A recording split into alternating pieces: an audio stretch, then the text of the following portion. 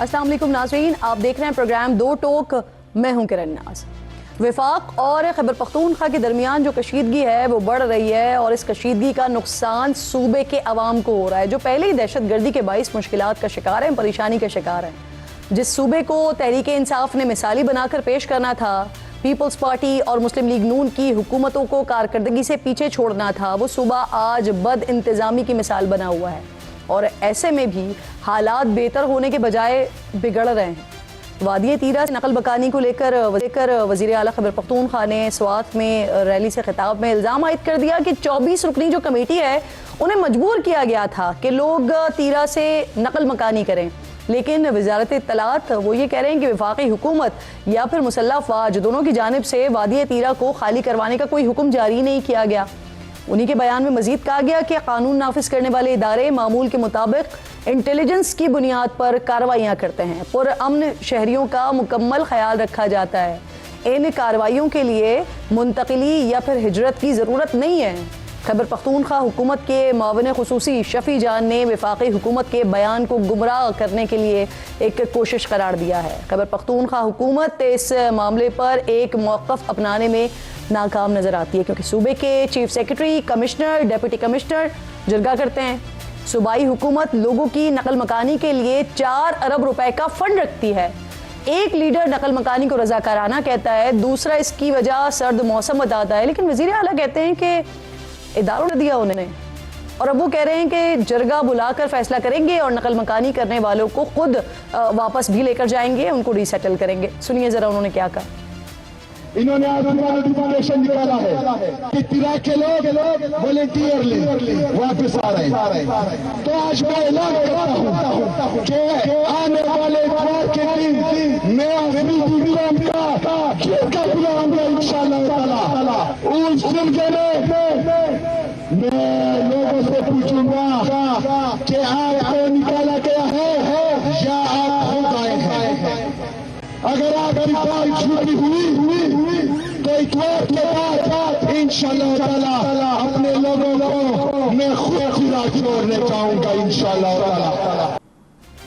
अब वज़ीर आला क्या इस सारे मामले में सियासी शहीद बनना चाह रहे हैं? इस पर बात करने के लिए प्रोग्राम में मेरे इंतहाई मोअज़्ज़ज़ मेहमानों में शौकत यूसुफ सईद साहब, जो कि डिप्टी सेक्रेटरी इत्तलात हैं पाकिस्तान तहरीक इंसाफ के, ज्वाइन कर रहे हैं। शुक्रगुजार हूँ आपके वक्त की। इख्तियार वली खान साहब, जो कि कोऑर्डिनेटर टू प्राइम मिनिस्टर हैं, आप भी साथ मौजूद हैं। आप दोनों मेहमानों के शुक्रगुजार। शौकत साहब, आपसे ज़रा बात का आगाज़ कर लेते हैं। सर, ये जो सारी डेवलपमेंट हुई, कल रात एक स्टेटमेंट आया, वज़ीर आला की तरफ से स्टेटमेंट आया, तहरीक इंसाफ जो है वो मुसलसल जो हुकूमत है आपकी वो सूबे में ऑपरेशन की मुखालिफत करती आ रही है, लेकिन फिर सूबाई हुकूमत ने नकल मकानी करने के हवाले से वो 4 अरब का पैकेज भी रख दिया। आप ही के एक लीडर नकल मकानी को कह रहे थे रजाकाराना, आप ही ने मेरे प्रोग्राम में कहा कि सर्द मौसम है, सर्द मौसम की वजह से वैसी नकल मकानी होती है, लोग नीचे आ जाते हैं। आज वज़ीर आला कह रहे हैं कि इन लोगों को इदारों ने नकल मकानी पर मजबूर किया था। तो सर, इसमें से किस मौक़िफ़ को मौजूदा सूरत हाल में बाय करना है? बिस्मिल्लाहिर्रहमानिर्रहीम, बहुत शुक्रिया। देखिए, एक तो वज़ीर आला साहब का ताल्लुक भी उसी हल्के से है, दूसरा उनका इलाका है और वो सीएम है तो ज़्यादा मालूमात तो उनके पास है। और उनके मुताबिक जो इस वक्त नकल मकानी हो रही है वो ज़बरदस्ती हो रही है। और जहाँ तक पैसे रखने का ताल्लुक है तो ये तो हर दफ़ा पैसे रखे जाते हैं, हर साल किसी न किसी इशू के ऊपर। जब ये मुमकिन है कोई भी हो, जिस तरह अभी जो ऑपरेशन के ज़रिए लोगों को जब नकल मकानी पे मजबूर किया जा रहा है, तो ये कहाँ रहेंगे, किसके पास रहेंगे, उनका कौन पुरसान हाल है? क्या वफाकी हुकूमत ने इस सिलसिले में कोई प्लान किया है? कोई प्लान नहीं है ना, बस ऑपरेशन करना है, लेकिन प्लान कुछ भी नहीं है। जो हम बार बार कह रहे थे कि वफाकी हुकूमत हमारे साथ बैठ के बात करे, और हम चाहते हैं कि ये दहशतगर्दी ख़त्म हो, इसलिए कि दहशतगर्दी असल स्टेक होल्डर तो हम हैं, विक्टिम भी हम हैं। सर, एक बात तो ये है कि जिस वक्त आप लोग साइन कर रहे थे उस वक्त ये सवाल पूछना चाहिए था। दूसरी बात ये, आप कह रहे हैं वजीर आला को मालूम होगा, तो आज से 20-25 दिन पहले जब तीरा बाग मैदान में गई थी तो वहां पर मैं लोगों से बात कर रही थी, उन्होंने कहा वजीर आला जब से बने उससे पहले से तो वो आए ही नहीं है अपने इलाके में। तीसरी बात ये कि अभी अपने स्टेटमेंट में वजीर आला साहब खुद ये कह रहे हैं कि वो लोगों को बुलाएंगे, जरगा करेंगे, उनसे पूछेंगे कि आपको जबरदस्ती तो नहीं निकाला जा रहा, उसके बाद वो रिसेटल करेंगे। यानी अभी उन्हें खुद ही नहीं मालूम कि जबरदस्ती निकाला जा रहा है या लोग खुद नकल मकानी कर रहे हैं, उन्होंने उससे पहले इतना बड़ा स्टेटमेंट पास कर दिया। देखिए, मैंने एक अर्ज किया ना कि ज़्यादा मालूमात तो उन्हीं के पास है, वो जो कुछ कह रहे हैं बिल्कुल ठीक कह रहे हैं, और हुकूमत को चाहिए कि जो असल स्टेक होल्डर है सूबाई हुकूमत उसके साथ बैठ जाती, तो ये जो ट्रस्ट डेफिसिट है सूबे और मरकज़ के दरमियान ये ना होता, और जो मकसद है ऑपरेशन का वो पूरा हो जाता। लेकिन अगर इस तरह ऑपरेशन होंगे तो मेरा नहीं ख्याल है कि उससे कोई हमें कामयाबी मिल सके। यही तो सबसे बड़ा अलमिया है कि एक तो लोगों को डिसलोकेट किया जाए, उनकी तकालीफ झेलेंगे, सख्त सर्दी के अंदर घरों से निकलेंगे, कहाँ जाएंगे, किस तरह कैंपों के अंदर रहेंगे, वहाँ क्या फैसिलिटीज दी जाएंगी, ये सारी चीजें। सर मेरे लिए तो एक हैरानी की बात ये है कि आप लोग खुद ये कहते रहे कि हमने वहां के लोगों की फलाह के लिए ये 4 अरब का पैकेज रखा है। आज जब कल से इसके ऊपर डेवलपमेंट शुरू हो रही है तो आप लोग कह रहे हैं जबरदस्ती साइन करवाए गए हैं। तो ये जो चीफ सेक्रेटरी कमिश्नर है, डेप्यूटी कमिश्नर है, इन्होंने जुर्गे से मुज़ाकरात किए, वो नुमाइंदगी किसकी कर रहे थे सर? देखिए, ये तो अब सूबाई हुकूमत बता सकती है ना, मैं तो सूबाई हुकूमत में नहीं हूँ। लेकिन देखिए, ज़ाहिर है चीफ सेक्रेटरी हो गया या आईजीपी हो गया, गवर्नर हो गया, ये वफाक के नुमाइंदे होते हैं सूबे के अंदर, और जाहिर है अगर उनको कोई सर बसद्दे एहतराम, क्या मैं ये बात कह लूं, अभी मैं आपके लोगों को सुन रही थी, वो कह रहे थे कि जो ये ऑपरेशंस कर रहे हैं, या चाहे वो वफाकी हुकूमत हो या फिर इदारों के ऊपर तक ये बात की जा रही है कि इनकी नीयत कुछ और है, तो क्या मैं बसद्दे एहतराम ये बात कह लूं कि ये जो कल से लेकर आज तक जिस तरह के स्टेटमेंट्स पास किए जा रहे हैं, अब आप लोगों की नीयत कुछ और है सर?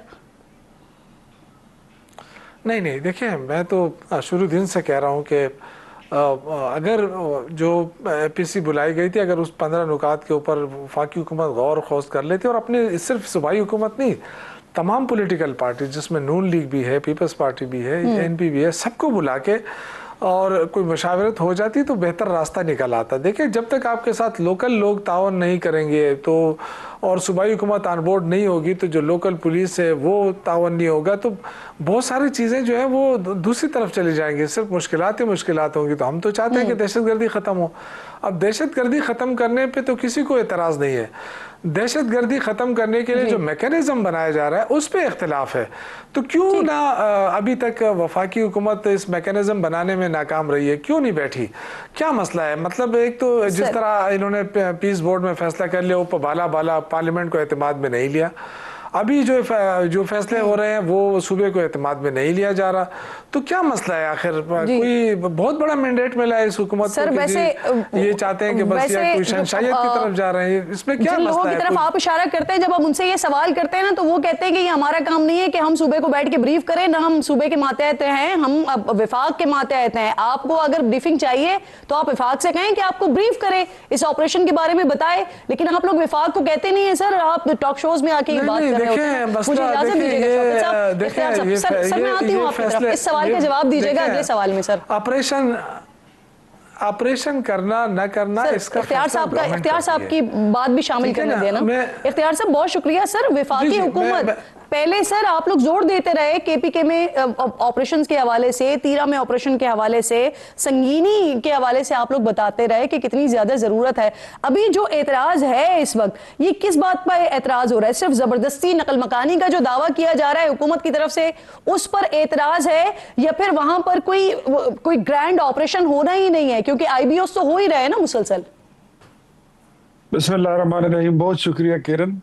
देखिए, काइनेटिक ऑपरेशन और इंटेलिजेंस बेस्ड ऑपरेशन जो है वो तो एक अरसे से जारी है। खैबर पख्तूनख्वा हुकूमत को सिरे से ये मालूम नहीं है कि उनकी जिम्मेदारी क्या है। लोगों की जो नकल मकानी की जा रही है, आपने उनके लिए 4 अरब रुपए के पैसे रखे आज से 2 महीने पहले। आप के मकासद क्या थे, आप करना क्या चाहते हैं, और आज जो आपने नैरेटिव लिया है उसका मकसद क्या है? मुझे तो ऐसा लगता है कि खैबर पख्तूनख्वा हुकूमत सिर्फ खैबर पख्तूनख्वा के अवाम को और फौज को आपस में लड़ाना चाहती है। ये इतनी जबरी नकल मकानी का ये प्रोग्राम जो है, we are not part of it. ये तो इसकी तो हमें जरूरत ही नहीं थी। ये तो पता नहीं आप करना क्या चाहते हैं। आप लोगों को बगावत पर उकसाना चाह रहे थे या it was a dirty politics you are playing? मुझे तो यही नजर आ रहा है, इसके अलावा तो और कुछ नजर नहीं आ रहा। रात को आपने जो थी तो सारी आपको तफसील आपके सामने आ गई है, जो इंफॉर्मेशन एंड ब्रॉडकास्टिंग ने हमारी मिनिस्ट्री ने उसकी एक बात तो ये कि वहां पर जो नकल मकानी हो रही है, क्योंकि यही सवाल मैंने किया भी और वो वजीर आला जब अपनी गुफ्तगू कर रहे हैं तो उसमें भी ये सवाल तो उठ रहा है कि वो कह रहे हैं कि वहां लोगों से पूछेंगे कि उनकी नकल मकानी जबरदस्ती हो रही है या नहीं हो रही, फिर उसके बाद रीसेटल किया जाएगा। आपने भी अभी इस बात की वजाहत कर दी, वजारत इत्तलात की तरफ से भी इस बात की वजाहत आ गई। दूसरा हिस्सा मेरे सवाल का ये था कि कोई लार्ज स्केल ऑपरेशन ये तीरा में, बाग में, मैदान में, खैबर में होना है या नहीं होना, ये भी जरा वजाहत कर दीजिए, क्लियर कर दीजिए। देखिए, लार्ज स्केल ऑपरेशन का अभी तक कोई प्रोग्राम नहीं बना है और इस तरह का कोई मतलब कोई चीज जो है अंडर कंसिडरेशन नहीं है। मैंने आपको बता दिया कि काइनेटिक ऑपरेशंस और इंटेलिजेंस बेस्ड ऑपरेशन जो है वो तो एक मुसलसल चीज है, जो दहशतगर्दी के साथ हमारी लड़ाई लड़ रही है हमारी फौज, वो तो एक मुसलसल काविश और कोशिश है, वो तो चल रहा है। लेकिन इस ऑपरेशन के जरिए जो सूबाई हुकूमत जिस नफरत को फैला रही है और नफरत की हवा आग को वो लोग और ये भी कि विफाक का और जिनके ऊपर इल्जामात लगाने की कोशिश की जा रही है, इन ऑपरेशंस का नकल मकानी से कोई ताल्लुक भी नहीं है। इसका नकल मकानी के साथ कोई ताल्लुक नहीं है। इसके लिए हमारी तरफ से इनको कोई हिदायत नहीं दी गई थी। ये प्रोविंशियल गवर्नमेंट जो है, सुहेल अफरीदी साहब जो अपने आप को चीफ एग्जीक्यूटिव कहते हैं सूबे का, ये उनका ही कोई प्लान लगता है। Some dirty plan it's looking like कि वो कुछ इससे अपने सियासी मकासद हासिल करना चाहते हैं। सूबे में बगावत, इंतशार, एक और बात की भी वजाहत कर दीजिएगा, जैसे कि सुहेल अफरीदी साहब कह रहे हैं कि वहां पर लोगों के साथ अब जरगा भी करेंगे, संडे को बुलाएंगे, लोगों को बातचीत करेंगे, उनसे पूछेंगे कि जबरदस्ती तो आपको मुंतकिल नहीं करवाया जा रहा है, और फिर उसके बाद वो रिसेटल करेंगे। तो इस एक्टिविटी पर भी आपको कोई एतराज नहीं है? बड़ी बचकाना किस्म की बात है। ये जो बात आप कर रहे हैं ये नकल मकानी से पहले इनको करनी चाहिए थी। ये मुफ्त में खुद को कहते हैं कि मैं सूबे का चीफ एग्जीक्यूटिव हूं, तो ये बात आप पहले कर लेते। आपको तो पता होना चाहिए कि किस तरह वो वहां से नकल मकानी कर रहे हैं, क्यों कर रहे हैं और कैसे कर रहे हैं, और उसके बाद उन्होंने कहां सेटल होना है। खराब मौसम को देखे, हालात को देखे, ये आप लोग कर क्या रहे हैं इनको पता ही नहीं है। देखें, खैबर पख्तूनख्वा वो बदकिस्मत सूबा है कि जहां पर तजर्बे के बाद तजर्बा किया जाता है और इन लोगों के पास तजर्बों के अलावा कुछ भी नहीं है। पाकिस्तान तहरीक इंसाफ के पास क्या विजन है, इनके पास क्या प्रोग्राम है? यूनिवर्सिटियां ये नहीं बनाते, कॉलेज ये नहीं बनाते, अस्पताल ये नहीं बनाते, तरक्की का काम ये नहीं करते। ये खुद कहते हैं कि हमें लोगों ने इस बारे में वोट दिए ही सर, वो जरूरी है। मुझे ये बताइएगा, जिस तरह से सूबाई हुकूमत की नुमाइंदगी वहां पर मौजूद थी, चीफ सेक्रेटरी, डिप्टी कमिश्नर मौजूद थे, इस तरह से विफाक की भी नुमाइंदगी थी ना सूबे के साथ साथ, तो क्या विफाक की नॉलेज में बिल्कुल भी नहीं था कि आगे ये नकल मकानी होगी? देखिए, मेरी बात सुने, जब चीफ सेक्रेटरी की और आईजीपी की अपॉइंटमेंट होती है उसके नाम भेजे जाते हैं सूबाई हुकूमत की तरफ से, लेकिन जब उनकी तैनाती हो जाती है तो फिर वो टोटली वो इनके अंडर, वजीर आला के अंडर वो काम करते हैं। उनकी तमाम तर उनका लियाज़ोन जो होता है वो इनके साथ होता है। हम तो जब कोई बात आएगी जैसे पेश आई है तो अब हम चीफ सेक्रेटरी से पूछेंगे। यानी मैं आपकी बात से ये समझूं, ये समझे कि वफाकी हुकूमत बिल्कुल लाइल्म थी कि वहां पर जरगे के फैसले के बाद जो भी एक्टिविटी हो रही है उससे आप लोग बिल्कुल लाइल्म थे, ऐसे ही है? हमें वफाकी हुकूमत को इस बारे में इन्होंने ऑन बोर्ड नहीं लिया, हमें इन्होंने इन पिक्चर नहीं रखा। Whatever they are doing, जो भी ये तीरा में कर रहे हैं, ये सूबाई हुकूमत की कली तौर पर अपनी जिम्मेदारी है, हम इसका पार्ट नहीं है। ठीक, अच्छा सर, एक और बात ये भी कि वो जिस तरह से वापस ले जाने की धमकी भी दे रहे हैं, फिर साथ साथ कह रहे हैं कि उनको भी खतरा है, उनकी जान को भी खतरा है, अल्लाह ताला हिफाजत फरमाए, उनकी हुकूमत को भी खतरा है। तो सर, क्या देखते हैं आप, क्या आने वाले दिनों में कोई सियासी शहीद बनने जा रहे हैं, क्या होने जा रहा है, ये किस तरह की बात की है ज़ियादा ने? ये सारी गेमिक्स हैं। वो इमरान खान साहब भी ऐसी ही बातें किया करते थे कि मेरी जान को खतरा है, ये लोग मुझे जहर दे देंगे, ये लोग मुझे कत्ल कर देंगे। ये वो सिंपैथीज गेन करने के लिए, लोगों के सेंटिमेंट्स उभारने के लिए इस तरह की बातें करना, ये उसको कॉपी कर रहा है सुहेल अफरीदी, नथिंग एल्स। आज ये स्वात गए हैं, स्वात में आज अवाम ने इनके सामने वाली स्वात की महल की तस्वीरें उठाकर इनको दिखाई है कि इनका एक वजीर है, उसने वाली स्वात के महल पर कब्जा कर रखा है कि वो कब्जा छुड़ाओ। ये इनकी परफॉर्मेंस है, ये इनके मामलात है, ये इनके करतूत है।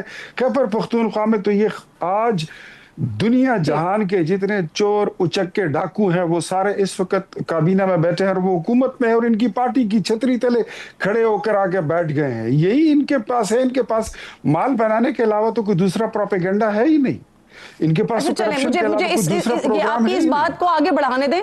शौकत साहब मुझे ये बताएं सर, अब वफाक की तरफ से तो ये क्लैरिटी आ रही है, वो इस बात की वजाहत करें कि ना हमारे इल्म में था और ना हमें पता है कि वहां पर आगे क्या एक्टिविटी हो रही है। तो सर अब आप बताइए आपका लाहे अमल क्या होगा?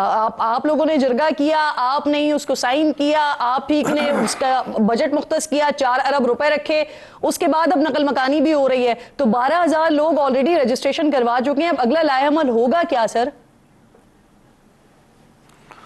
देखिए किरण, पहली बात तो ये है ना कि मेरे जो भाई है ना, ये जितने जज्बात में चले जाते हैं कि इनको पता ही नहीं होता है कि वो क्या ना क्या चाहते हैं। अब देखिए पूरे काबीना को जो मुंतखब लोग हैं, जिन्होंने इनको शिकस्त देकर असम्बली में पहुंचे हैं, उनको ये डाकू और उचक्के कहता है। ये अल्फाज ज़रा देखें इनके। फिर डर्टी पॉलिटिक्स, गंदी सियासत, ये इस तरह के अल्फाज इस्तेमाल करना नेशनल टीवी पे बैठ के मैं इनको बार बार समझाता हूँ कि प्लीज़ ऐसे अल्फाज ना, मेरे साथ तो कम अज़ कम ना करें, क्योंकि मैं नहीं इस तरह चीजें अफोर्ड कर सकता, ना मैं तो वैसे मेरे लिए तो ये वाकई बड़े मायूब वर्ड्स हैं। वैसे मुझे अचानक से वो आपने ये बात की तो मुझे याद सा आ गया, वो खान साहब क्या कहा करते थे जरदारी साहब को या मियाँ साहब को या शरीफ फैमिली के लिए या जरदारी फैमिली के लिए सर? वो खैर नहीं, देखिए वो तो जो शहबाज शरीफ इस्तेमाल करता था जरदारी के लिए, वो अलग चीज़ है। वो एक दूसरे को चोर चोर कहते थे, तो हमें वही चीज याद आई कि जी अच्छा ये चोर है। मॉरल पॉलिसी की बात आप कर रहे हैं ना, तो मैं तो आपसे पूछ रही हूँ कि आपके लीडर क्या बातें किया करते थे सर? देखिए नवाज शरीफ साहब, शहबाज शरीफ साहब को उसको कहते थे, जरदारी को चोर कहते थे, जरदारी साहब जो इनको चोर कहते थे। हम आए तो हम दोनों को चोर कहते थे। ये फिर नाराज हो जाते कि जी हमें चोर। आप शहबाज शरीफ साहब के नुमाइंदे हैं क्या जो आप शहबाज शरीफ के बारे में कह रहे हैं? आप तो इमरान खान के नुमाइंदे हैं, आप उनकी बात करें ना। नहीं, मैं उनकी बात यही तो मैं अर्ज कर रहा हूँ ना कि हम जब सियासत के अंदर आए तो ये चोर चोर एक दूसरे को कहते थे ना, तो इमरान खान ने भी इनको वही अल्फाज इस्तेमाल किए, तो कोई वो नहीं है। लेकिन देखें मैं अपनी ज़ात की बात कर रहा हूँ। मैं कभी भी इस चीज़ों को कम से कम नेशनल टीवी के ऊपर देखें, हर चीज़ का अपना एक लिमिट होती है, मैं नहीं करना चाहता। बस चलें, अब मुझे अगला लाहे अमल बता दें सर। अब आपका अगला लाहे अमल क्या होगा? और दूसरा फिर इसका ज़िम्मी सवाल ये भी है कि अगर आपने अगले हफ्ते इतवार को जरगा करना है, लोगों से पूछना है कि आपको जबरदस्ती मुंतकिल किया गया है और फिर उसके बाद वापस से रीसेटल करना है, तो सर वो इतनी तकलीफ में अपने घर बार को छोड़ के निकल रहे हैं और फिर उसके बाद आप दोबारा उनको जरगे में लेकर आएंगे और फिर दोबारा उनसे बातचीत होगी और फिर उसके बाद फैसला होगा क्या करना है, तो वो पहले कर लेते ना। देखिए किरण, पहली बात तो ये है कि ऑपरेशन कौन कर रहा है, और ये बड़ी अफसोस की बात है कि ऑपरेशन करा भी रहे हैं और कह रहे हैं हमें नहीं पता है, वफाकी हुकूमत को नहीं पता था। और तो ये सारी चीजें जो है तो हो ही नहीं रहा, जो आईबीओज होते हैं वो तो होते हैं, नहीं बताया वो ये जो नहीं मैं जो अर्ज कर रहा हूँ ना, जिम्मेदारी नहीं ले रहे हैं ना हम, तो हमें जो डर था, जो खौफ था, वो यही था ना कि आप ऑपरेशन के नाम पे लोगों को नकल मकानी पे मजबूर करेंगे और फिर आप उसको बहाली के लिए आप आगे नहीं आएंगे, फिर सुबह वही अपने वसाइल से अपने ही लोगों को जो है वो सेटलमेंट की तरफ अपने वसाइल के ऊपर जाएगा। हमारे तो यही खदशात थे, बहुत सारे खदशात थे। यही तो हम कह रहे हैं कि भाई हमारे साथ बैठो। जब इन्होंने कहा कि ये हमें बताते नहीं है, तो अभी आपको कहाँ बताएं? हम टीवी के ऊपर बताएं, टॉक शो में बताएं। चलें सर, मैं आपको ये जरूर बता देती हूँ कि इस वक्त खैबर पख्तूनख्वा में जो दहशतगर्दी के वाकयात है ना, आज से 3 साल पहले वो 59% पे थे, इस वक्त 79% पे आ गए हैं। तो इन चीजों से निकलकर सर देखना पड़ेगा और कोशिश करनी पड़ेगी दहशतगर्दी को खत्म करने के लिए। सूबा करें, इदारे करें, विफाक बात करें, लेकिन करना पड़ेगा। नहीं जी सर, आप ही के दौर में आज से 3 साल पहले करना पड़ेगा, लेकिन हम जब आए थे उस वक्त 79% हो गया है। नहीं ठीक सर, मुझे इजाजत दीजिए इख्तियार साहब, आखिर में सर मुझे जब हम आए थे, नहीं जब हम आए थे उस वक्त क्या परसेंटेज थी, रोज जो धमाके होते थे जब हम आए थे 2013 में, उस वक्त क्या सूरत हाल थी इस सूबे की? और इमरान खान जब तक इस मुल्क के ऊपर वजीर आजम रहे, क्या आपने कोई दहशतगर्दी देखी? ये तो उसके जाने के बाद इमरान खान नहीं है तो फिर आपके कोई भी हो, चाहे वो सुहेल आफरीदी साहब हो, चाहे वो गंडापुर साहब हो, फिर आप लोग गवर्नेंस कर नहीं सकते। यानी आप अपनी बात से ये साबित करने की कोशिश कर रहे हैं। मुझे इजाजत दीजिएगा इख्तियार साहब, मुझे ये फरमा दीजिए सर, गवर्नर राज की भी क्या फिर कोई सोच मौजूद है, कोई सूरत हाल ऐसी बन सकती है अगर केपी और विफाक के हालात इस लेवल पे आते हैं, इस लेवल पे बिगड़ते हैं? तो देखिए, गवर्नर राज जो था ये पहले ऑफ द टेबल था, और अब जो सूबे के हालात है कि जहां पर सूबे का जो चीफ एग्जीक्यूटिव है वो सो कॉल्ड चीफ एग्जीक्यूटिव अपनी ड्यूटी तो कर नहीं रहा, वो तो एक डर्टी पॉलिटिक्स की उसने अपनी दुकान खोल रखी है। जहां पर वो जाते हैं, कल वो नौशहरा आए तो वहां पे लोगों ने एहतजाज किया, उससे आगे आए फिर लोगों ने एहतजाज किया, आज स्वात गए लोगों ने वाली स्वात की तस्वीरें उसके घर की बंगले की उठा के उनको दिखाई, तो गवर्नर्स की तरफ तो उनकी तवज्जो नहीं है। वो इख्तियार साहब मुझे सब ये बता दें, ऑन द टेबल है गवर्नर राज सर? अब गवर्नर राज जो सूबे में माली बदइंतजामी है, गवर्नर्स नाम की कोई चीज नहीं है, और यहाँ पर ऑपरेशन होते हैं, इनको पता ही नहीं है कि करना क्या है, जिम्मेदारी अपनी पूरी नहीं करेंगे तो विफाक अपनी जिम्मेदारी बता देगा। और गवर्नर राज की तरफ सोच रहे हैं आप लोग? ये अब सोचना क्या, डिसीजन लेने की बात है, लेकिन ये पहले ऑफ द टेबल था, अब ऑन द टेबल हो चुका है। बिल्कुल ठीक, बहुत बहुत शुक्रिया आपका इख्तियार वली खान साहब से साहब मेरे साथ मौजूद थे। आप दोनों मोअज़्ज़ज़ मेहमानों की बेहद शुक्रगुजार हूँ। अब ज़रा कराची की बात करूँगी नाज़रीन। मुल्क का सबसे बड़ा शहर है और रिहाइश, सहूलियात और तरक्की के हिसाब से इसका तकाबुल लंदन, न्यूयॉर्क और बीजिंग के साथ वैसे होना चाहिए, लेकिन जो बदकिस्मती है ना इस शहर की, वो ये है कि इसका तकाबुल दुनिया के बदतरीन शहरों से होता है। 2025 में आलमी जरीदे द इकोनॉमिस्ट की इंटेलिजेंस यूनिट की ग्लोबल सर्वे रिपोर्ट में कराची को 173 शहरों में 170वां नंबर मिला है। यानी रिहाइश के एतबार से कराची से नीचे सिर्फ ढाका है, तराबुलस है और दमिश्क है, जिनमें से 2 शहर दमिश्क और तराबुलस यहाँ पर तो खाना जंगी रही ना। वैसे कराची की तबाहाल सड़कें और उबलता हुआ सेवरेज देखकर महसूस यही होता है कि जैसे यहाँ पर भी कोई जंग लड़ी गई हो, बड़े हमले हुए हों, इंफ्रास्ट्रक्चर ही तबाह करके रख दिया गया हो। 2023 में कराची में पहली बार पीपल्स पार्टी को जब मेयरशिप मिली थी तो उस वक्त ये उम्मीद सी जागी थी कि अब शहर की किस्मत बदलेगी, मेयर कराची माजी की तरह इख्तियारात और फंड्स ना होने का शिकवा नहीं करेंगे, और फिर हुआ भी ऐसे ही। मुर्तज़ा वहाब साहब ने जब शहर की बागडोर संभाली तो उन्होंने कभी ये नहीं कहा कि इख्तियारात नहीं है उनके पास या फिर उनके पास कोई फंड्स की कमी है, बल्कि अपने फंड्स को बढ़ाने के लिए उन्होंने नई राहें तलाश की हैं, वो आपके सामने रखने जा रहे हैं। कराची की तारीख में पहली बार बिजली के बिल्स के जरिए KMC टैक्स वसूल किया गया है, और इस वक्त जो ये म्यूनिसिपल यूटिलिटी चार्जेस और टैक्स की मद में आम शहरियों से 20 से लेकर 300 रुपए तक माहाना वसूल किए जा रहे हैं, जबकि अगर मैं इंडस्ट्रियल और कमर्शियल सारिफीन की बात करती हूँ तो इनसे माहाना 750 रुपए वसूल किए जा रहे हैं। मैं आपको साथ साथ दिखा भी रही हूँ। कराची इलेक्ट्रिक की जो वेबसाइट है इसके मुताबिक इसके कुल सारिफीन की तादाद है तकरीबन 38 लाख, जिसमें सनती भी है, रिहायशी भी है, कमर्शियल्स भी हैं। ये तमाम सारिफीन है, और अगर सनती और कमर्शियल मीटर्स का एक हिसाब किताब लगाया जाए तो तकरीबन 1.5 साल में इन सारिफीन से 5 अरब से जायद यानी 500 करोड़ रुपए से जायद वसूल हो गए हैं। रिहायशी सारिफीन जो कि मैंने एहतियात के तौर पर सिर्फ 15 लाख ही रखे हैं, और इनसे भी वसूल की जाने वाली रकम सबसे कम यानी 20 रुपए रखी है। इसको जमा कर लिया जाए तो ये रकम बनती है जनाबे वाला 54 करोड़ रुपए। और मैंने अंदाजे और एहतियात के लफ्ज़ इसीलिए इस्तेमाल किए कि इसका कोई रिकॉर्ड क्योंकि मौजूद नहीं है, बल्कि जब ये कैलकुलेशन की है तो ये बनता है जो आपके सामने रखा है। जिस वक्त टैक्स वसूली शुरू हुई थी तो आज टीवी की खबर के मुताबिक KMC हुकाम ने कहा था कि ये इंतहाई शफाफ होगी और हर महीने KMC की जो वेबसाइट है उस पर इसका डाटा अपलोड कर दिया जाएगा। ये है जी KMC की वेबसाइट। लेकिन इस वक्त तक इस वेबसाइट के हवाले से कोई डाटा कुछ भी यहाँ पर मौजूद नहीं है। सिर्फ और सिर्फ ये लिखा हुआ आ रहा है कि अंडर कंस्ट्रक्शन है, या फिर डाटा जो है वो अभी आ रहा है यहाँ पर। डॉन न्यूज़ की 15 सितंबर की खबर, इसके मुताबिक KMC हुकाम ने उन्हें बताया था कि टैक्स की जो रकम है बुनियादी खिदमत में, जिनमें सड़कों की मरम्मत है और फायर ब्रिगेड के लिए इस्तेमाल की जाएगी ये रकम। लेकिन चंद दिन पहले जो रेस्क्यू तर्जुमान ने अल जजीरा को बताया कि उनके पास सिर्फ 57 फायर ट्रक्स और 6 लेडर ट्रक्स हैं। हालांकि 2020 में PTI की वफाकी हुकूमत ने KMC को 50 फायर ट्रक्स और 2 वाटर बाउजर फराहम किए थे। यानी शहरियों से टैक्स तो पूरा लिया गया है, बिला नागा लिया गया है, लेकिन ना तो इससे कोई नए फायर ट्रक्स खरीदे गए हैं, बल्कि जो ट्रक्स पहले से मौजूद थे उनकी मरम्मत भी नहीं हुई है। माशाल्लाह, वो खड़े खड़े ही नाकारा हो गए हैं। बिजनेस रिकॉर्डर की खबर मेरे सामने मौजूद है। इनके मुताबिक कराची को 200 से 250 फायर स्टेशंस की ज़रूरत है और इस वक्त सिर्फ 22 मरकजी फायर स्टेशंस फाल हैं, जिनमें से कई तो इमारतों में नहीं है, बल्कि जो ब्रिजेस बने हुए वहाँ पर उसके नीचे कायम किए हुए हैं।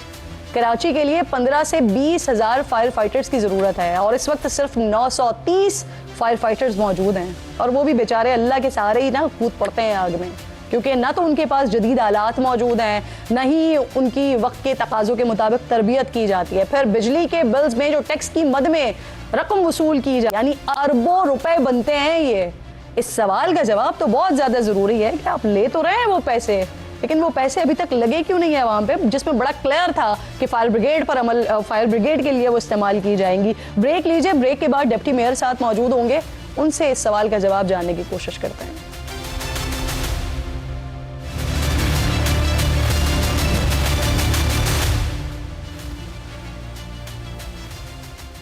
प्रोग्राम में एक बार फिर आपको खुशामदीद कहूंगी। बिजली के बिल्स में टैक्स वसूल किया जा रहा है, लेकिन वो अभी तक लगा क्यों नहीं है और कितना टैक्स जमा हुआ है, इस पर बात करने के लिए मेरे इंतहाई मोअज़्ज़ज़ मेहमान डिप्टी मेयर कराची सलमान मुराद साहब ज्वाइन कर चुके हैं। आपके वक्त की बेहद शुक्रगुजार हूँ।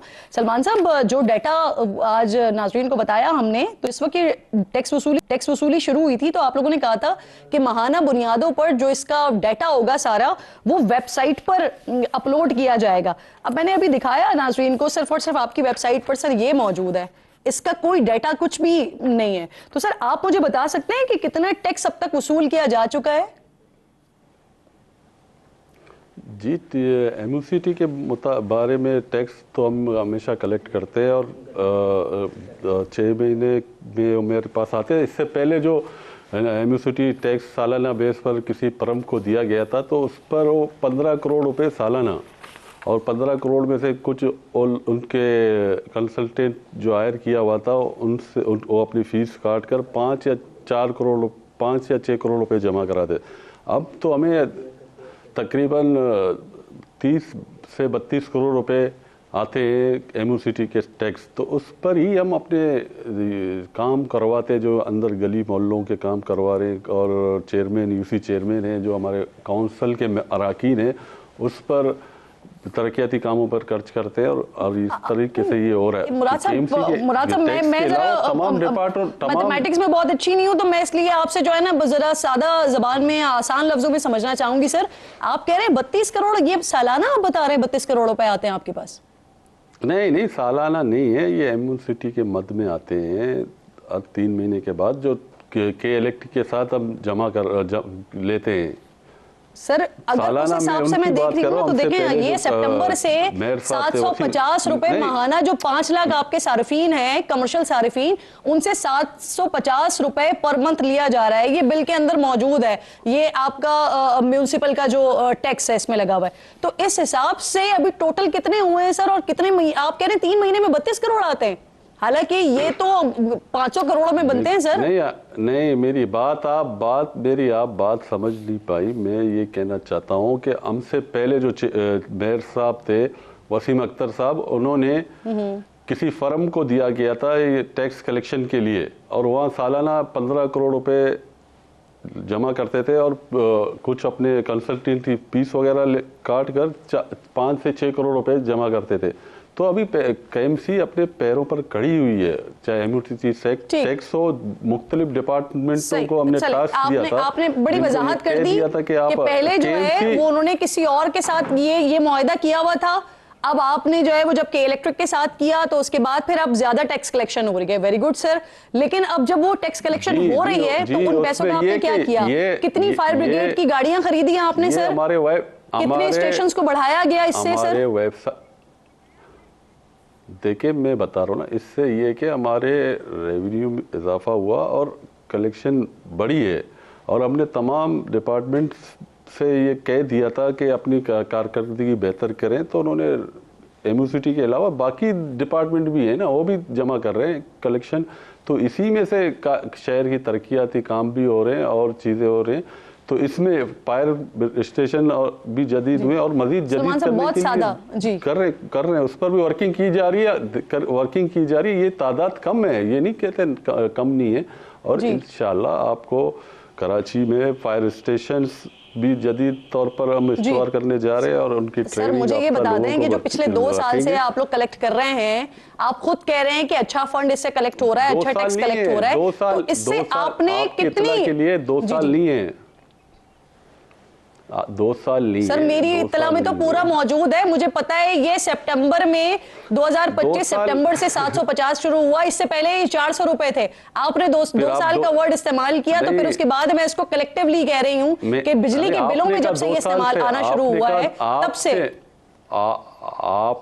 आपने कहा 2 साल से सर, उससे पहले होता रहा होगा, लेकिन बिजली के बिलों में आ रहा है ना कराची के आवाम के पास। उससे पहले क्या, उससे 2024 से आ रहा है सर। उससे पहले का जवाब दे, तो इससे पहले क्या जवाब भी नहीं हो, जब से हमने कलेक्शन करना शुरू की। मैं इसीलिए मांग ही नहीं रही आपसे उससे पहले का जवाब, मैं तो अभी का जवाब मांग रही हूँ। मैं आपसे क्वेश्चन चलिए आसान कर लेते हैं, पिछले 6 महीने का बता दें सर, जब से ये 750 हुआ है तब से आपने क्या क्या खरीदा है अभी इन पैसों तो मैंने बता दिए ना आपको, मैंने बता दिए, इन्हीं पैसों से हम तरक्याती काम भी कर रहे हैं, फायर स्टेशन को मजीद बेहतर जदीद तर्ज पर काम कर रहे हैं, उस पर भी काम हो रहा है। मैं ये नहीं कहता कि फायर स्टेशन कम है, गाड़ियां कम थी, मगर इसको मजीद बेहतर करेंगे और आपको बेहतर होता हुआ नजर आएगा।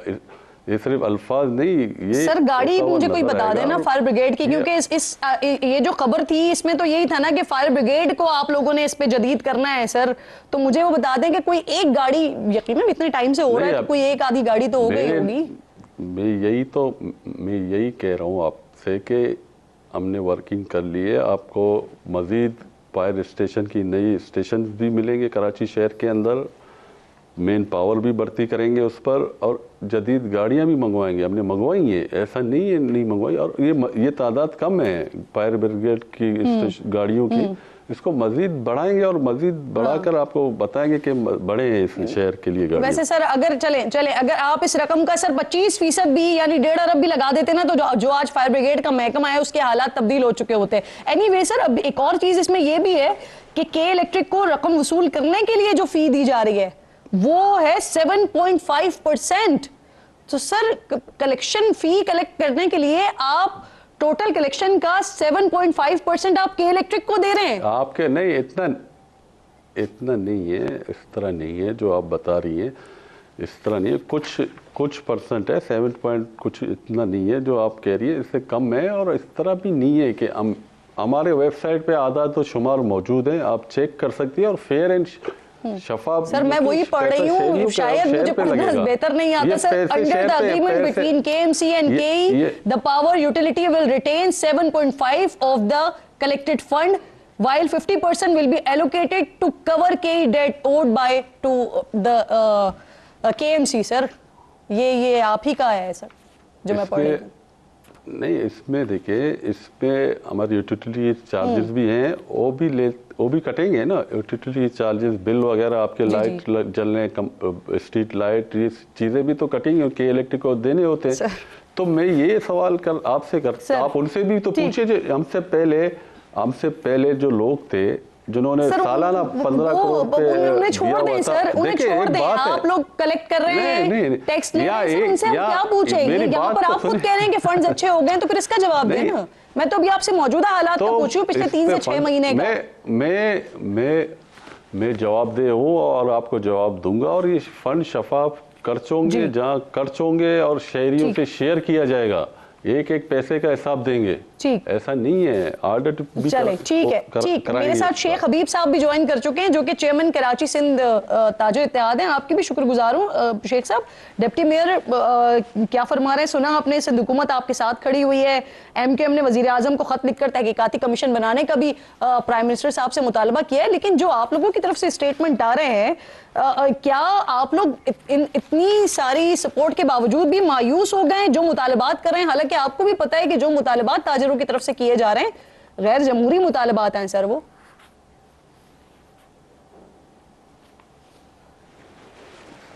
जी बिस्मिल्लाहिर्रहमानिर्रहीम। करम अन्ना साहब बहुत अच्छी बात कर रही हैं, लेकिन मसला सिर्फ इतना सा है कि कराची जो है ये मिनी पाकिस्तान है और ये सिंध का दारुल खिलाफा भी है। 3.5 करोड़ से ज़्यादा की आबादी का ये शहर है। बदकिस्मती से इसे हर सियासी जमात ऑन तो करती है, इसकी दावेदार भी बनती है, लेकिन इस पर कोई खर्च करने के लिए, इस पर लगाने के लिए कोई तैयार नहीं है।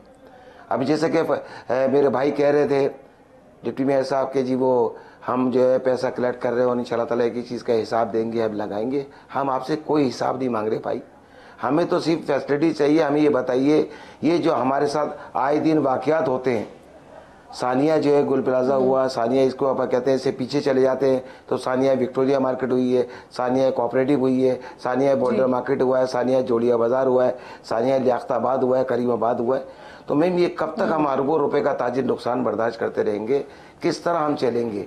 अब तो इस वक्त जो गुल प्लाजा में जो ये 1200 ख़ानदान जो है वो बेआदत मददगार है। मसला ये कहने का 1200 ख़ानदान इस वक्त बेरोजगार हो चुके हैं। हम तो ये कहेंगे कि इस वक्त उनके लिए कोई मामलात करे। शेख साहब वैसे मैं भी सर सवाल इसीलिए उठा रही हूँ क्योंकि फैसिलिटीज जो आप मांग रहे हैं, जो कराची के हर आवाम का हक है, हर शख्स का हक है, उसको वो मिल नहीं रहा है। सलमान साहब जरा ये सुनिएगा, ताजर कह क्या रहे हैं, फिर इस पर रिस्पॉन्ड कीजिएगा। मायूस नजर आ रहे हैं, सुनवाइए जरा। Field marshal general Asif Munir के हवाले कर दिया जाए कराची। नहीं चाहिए हमें ये मेयर, इस्तीफा दे मेयर कराची। जितनी भी सियासी पार्टियां हमारी इनसे जान छुड़ा दे। ये कराची आर्मी चीफ से कहता हूं अपने अंडर में ले लो। फील्ड मार्शल अपनी कमेटी बनाकर वो इसे देखें और इबरत का निजाम बने अगर कोई कसूरवार है तो। सलमान साहब सर मायूस हो गए हैं ताजर? देखिए मायूस ताजर जैसे गुल प्लाजा का वाकया हुआ तो उसके बाद चेयरमैन बिलावल भुट्टो जरदारी साहब ने, ताजिर हैं गुस्से में अपनी बातें कर रहे हैं, बिल्कुल कर रहे हैं। कोई जो कहता है कि वफाक के हवाले शेख साहब, सलमान साहब को जवाब देने दीजिए, फिर मैं आती हूँ आपकी तरफ। आप देखिए जैसे ये वाकया पेश आया तो चेयरमैन बिलावल भुट्टो जरदारी साहब ने नोटिस लिया और वजीर आला साहब को ये हिदायत दी है कि जल्द से जल्द रेस्क्यू किया जाए और लोगों को सिर्फ रिकवर किया जाए। और ऑन द स्पॉट मैंने पहले ही दिन ही कह दिया था कि ये आग की शिद्दत ज़्यादा है और इस पर टाइम लगेगा और इस पर हमें सियासत करने की ना की जाए। हमें एक शहरी होके तमाम सियासी स्टेक होल्डरों को एक पेज पर होना चाहिए। ताजर सियासत कर रहे हैं? बड़ा हादसा हुआ तो नहीं सियासी स्टेक होल्डरों की बात कर रहा हूँ मैं। हमें एक पेज पर होना चाहिए और उस लवाकिन और ताजर बरादरी के साथ खड़ा होना चाहिए। पाकिस्तान पीपल्स पार्टी सिंध गवर्नमेंट तो खड़ी है ना।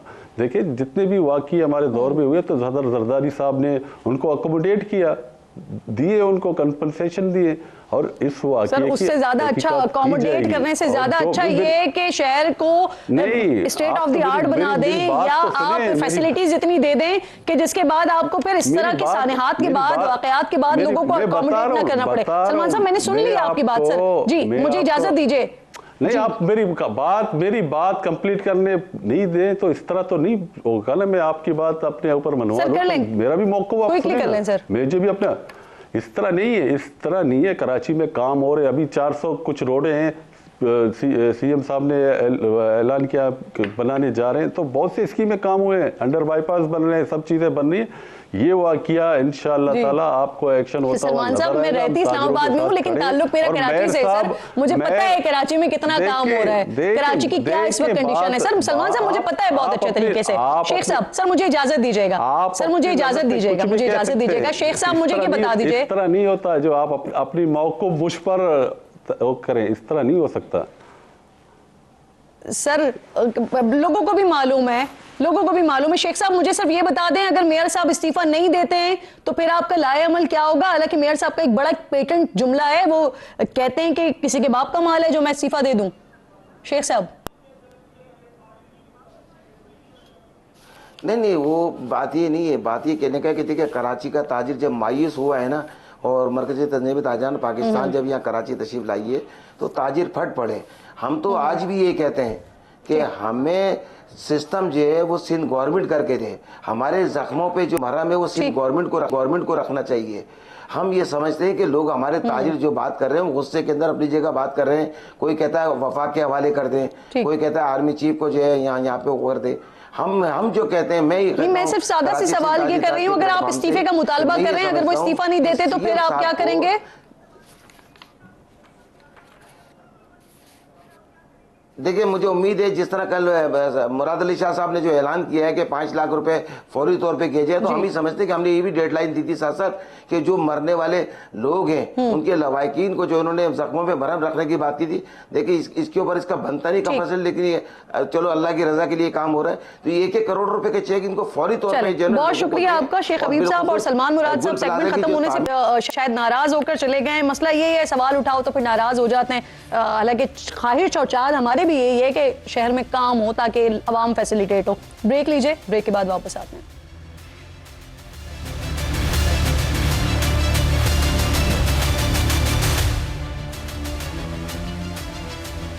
प्रोग्राम में एक बार फिर आपको खुशामदीद कहूंगी। अगले माह श्रीलंका और भारत की मुश्तरका मेज़बानी में होने वाले ICC T20 वर्ल्ड कप में शिरकत के हवाले से गैर यकीनी की सूरत हाल के दौरान आज पाकिस्तानी टीम का ऐलान हो गया है। मेरा रुकनी टीम को सलमान अली आगा ही लीड करेंगे। बाबर आजम, शाहिन शाह आफरीदी की वापसी भी हुई है, लेकिन साबिक कप्तान मोहम्मद रिजवान और fast bowler Haris Rauf team में जगह नहीं बना सके। कौमी स्क्वाड में जगह पाने वाले दीगर खिलाड़ियों में अबरार अहमद हैं, फहीम अशरफ हैं, फ़खर जमान हैं, ख्वाजा नाफे हैं, मोहम्मद नवाज हैं, सलमान मिर्जा हैं, नसीम शाह हैं, साहबजादा फरहान हैं, साइम अयूब हैं, शादाब खान हैं, उस्मान खान हैं और उस्मान तारिक शामिल हैं।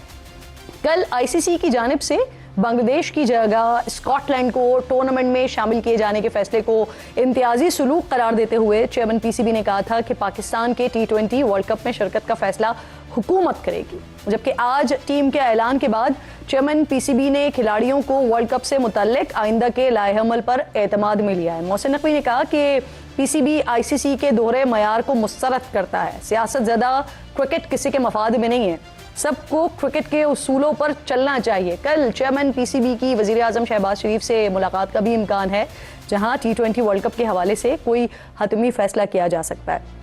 ICC के दोहरे मयार पर पाकिस्तान के 2 टोक मौक़िफ़ के बाद भारतीय मीडिया दावा कर रहा है कि ICC पाकिस्तान क्रिकेट बोर्ड के चेयरमैन मोहसिन नकवी के हालिया तबसरों से खुश नहीं है।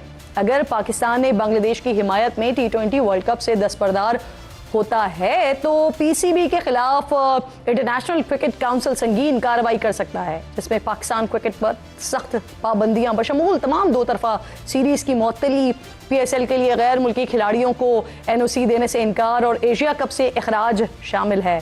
अब ये भारतीय मीडिया का दावा है या फिर भारतीय वजीर दाखिला अमित शाह के बेटे जय शाह, जो ICC के चीफ हैं, उनकी गीदड़ भपकियां हैं? जो भी है, मीडिया के जरिए पाकिस्तान को दबाव में लाने के लिए जो भी बयान दिलवाया गया है, जो भी हो, चेयरमैन PCB पहले ही बता चुके हैं कि पाकिस्तान की इज्जत सबसे ऊपर है। हुकूमत अगर कौमी टीम को ICC इवेंट में भेजने का फैसला करती है तो पाकिस्तान टीम अपने तमाम मैचेस हाइब्रिड मॉडल के तहत श्रीलंका में खेलेगी। कप्तान सलमान अली आगा को लगता है कि पाकिस्तान को श्रीलंका में तमाम मैचेस खेलने का फ़ायदा होगा, जिसका इजहार आज उन्होंने टीम के ऐलान के मौके पर भी किया है। ICC T20 वर्ल्ड कप का आगाज़ 7 फरवरी से हो रहा है। पाकिस्तान ग्रुप A में भारत, अमेरिका, नेदरलैंड्स और नमीबिया के साथ मौजूद है। पाकिस्तान अपना पहला मैच 7 फरवरी को नेदरलैंड के खिलाफ कोलंबो में खेलेगा। दुनियाई क्रिकेट का हाई वोल्टेज जो पाक भारत मैच है वो 15 फरवरी को कोलंबो में होगा। पाकिस्तान अब तक 1 मरतबा T20 वर्ल्ड कप जीता है। 2009 में यूनुस खान की कप्तानी में कौमी टीम ने श्रीलंका को लॉर्ड्स में 8 विकेटों से शिकस्त दी थी। फाइनल में शाहिद आफरीदी 40 गेंदों पर 54 रन बनाकर मैन ऑफ द मैच रहे थे। आज शाहिद आफरीदी ICC की तरफ से खेल से खिलवाड़ करने पर शदीद मायूस हैं। कल सवेरे प्रोग्राम में ICC को इंडियन क्रिकेट काउंसिल करार दिया था। पॉलिटिकल मसला और इंडियन बांग्लादेश वो तो चल ही रहा था। हिंदू इंतहा पसंद पार्टी ने केकेआर को भी धमकी दी है कि मुस्तफीक को जो है वो ना खिलाएं। शाहरुख खान साहब को भी धमकी दी गई। बांग्लादेश बोर्ड ने जबकि कहा कि अगर आप हमारे एक प्लेयर को सिक्योरिटी नहीं दे सकते तो आप पूरी टीम को कैसे दे सकते हैं। यहाँ मेरी भी सपोर्ट बिल्कुल बांग्लादेश के साथ है, बिल्कुल ठीक कह रहे हैं। आईसीसी जो है ना वो इंटरनेशनल क्रिकेट काउंसिल नहीं है, वो इंडियन क्रिकेट काउंसिल है। आज भी शाहिद आफरीदी ने अपनी एक्स पोस्ट में इंटरनेशनल क्रिकेट काउंसिल की जानिब से बांग्लादेश के सिक्योरिटी तहफ़्फ़ुज़ात की बुनियाद पर भारत में न खेलने के मौक़िफ़ को तस्लीम न किए जाने पर शदीद मायूसी का इजहार किया है। वक्त ख़त्म हो गया है प्रोग्राम का। इंशाअल्लाह नाज़रीन से मुलाकात को अपना और अपने मुल्क का ख़ास ख्याल रखिए। फ़लस्तीन को, मकबूजा कश्मीर को अपनी दुआओं में याद रखिए। अल्लाह ने के बाद।